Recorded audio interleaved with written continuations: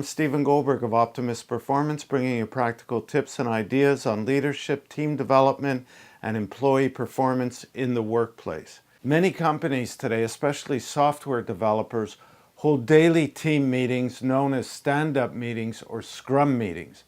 People stand up because they want to limit the time of the meeting to maximum 15 minutes.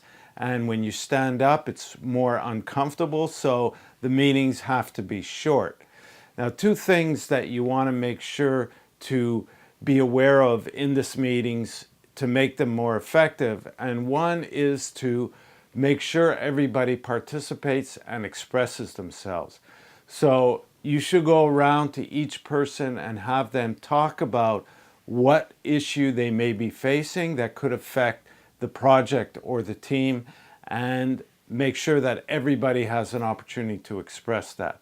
If there is an issue that needs to be addressed, you set a time to meet after the meeting with that person or with the proper resources so that can be worked out.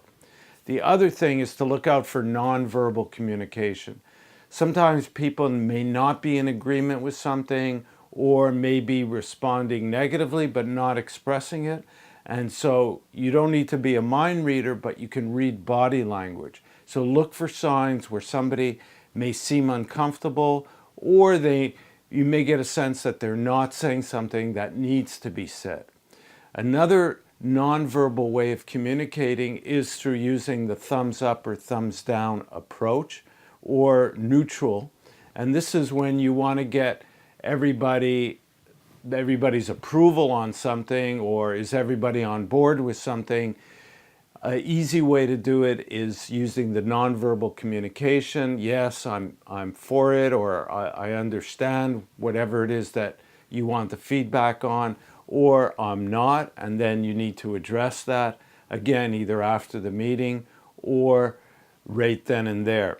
The other thing is I'm neutral, but I'm going to back it up. I'm going to be on board, but I'm not 100%. This is common, and this is a technique we use when we do consensus building as well. So I have another video on that. You may want to refer to that. I'll put a link to that in the description of this video, and it's also should be recommended right now on screen. I hope these tips help you make more effective stand-up or scrum meetings, or it could be applied to any meeting as well. Subscribe to the channel if you're not already. Check out some of the other videos. I have many on problem-solving techniques and meeting management as well. Check out also some of the articles in the blog section of my website. There's also forums and worksheets you can download. Thank you for listening, and we'll talk again soon.